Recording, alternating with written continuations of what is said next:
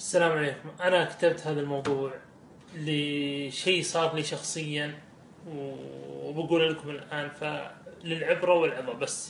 فأمي كانت تقريبا متوفية قبل 3 سنوات، وكانت وصية الله يرحمها أننا نبني لها مسجد.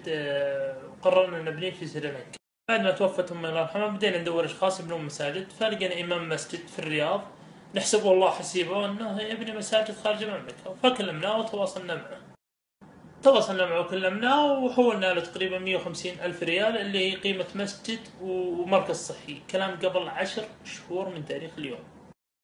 كنا نكلمه خلال الأشهر اللي راح، 10 شهور، نتواصل معه كل ما له يماطل يقول احنا بدينا نبني لين جاء قبل شهر قال اني بعلق لوحة الاسم.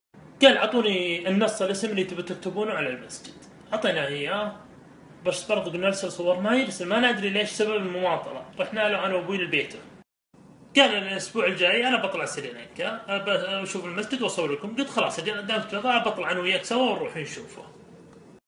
وصلنا سريلانكا واستقبلنا واحد وكان ابو ياسر سريلانكي الجنسيه، ورحنا للمدينه الثانيه واتفقنا ان نجتمع قبل الفطور. قالوا خلاص قبل اذان المغرب بساعه نرسل لك السواق تجي عشان تشوف مسجد امك ونفطر هناك لانه فاتحينه تفطير صائم. هذا الكلام طبعا قبل اسبوع تقريبا في 7 أو 6 رمضان، يعني سفرة سريلانكا. طيب الحين بوريكم الصور. طبعا شفت المسجد وناظر وكلمت ابوي قال لي عندنا ممكن مساحه صغيره. قلت يا ابن الحلال زين انهم بنوا المسجد.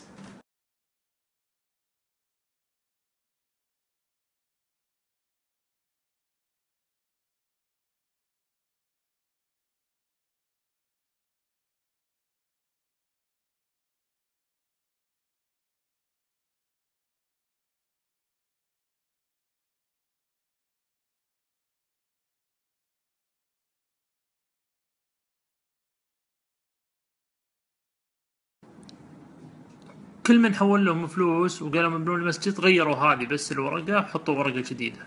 شوفوا هذه اكثر من 3 حبات هنا مرميه على الارض. وانا جالس كذا في المطار برجع للسعوديه جتني رساله من ابو ياسر السلنكي كاتب ترى هذا المسجد الذي شفتوه امس ليس مسجدكم.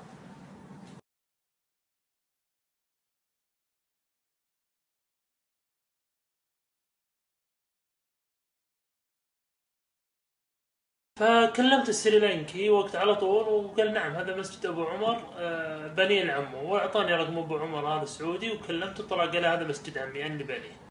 انا ما ادري كيف قلبه يطاوع ويصرق، لا وتصرق وقف وحق واحد متوفي. يا اخي ما عندك ضمير ولا دم.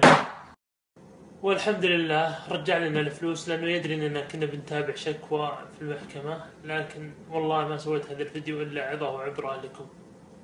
وترى والله العظيم ما قلت اسمه ولا مكتبهم وتشوفون ايش طبع الصور الا عشان ما يرفع قضية تشهير علي.